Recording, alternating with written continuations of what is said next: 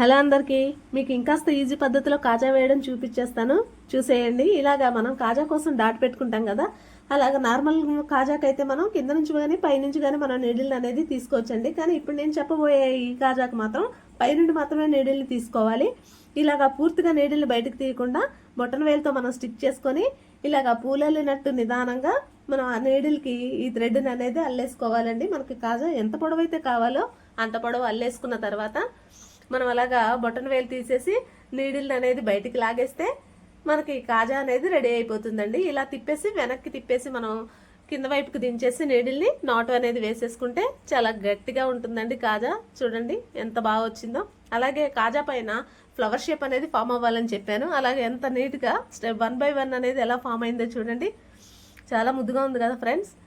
నచ్చితే ఒక లైక్ అయితే ఇచ్చేసేయండి. Thank you for watching.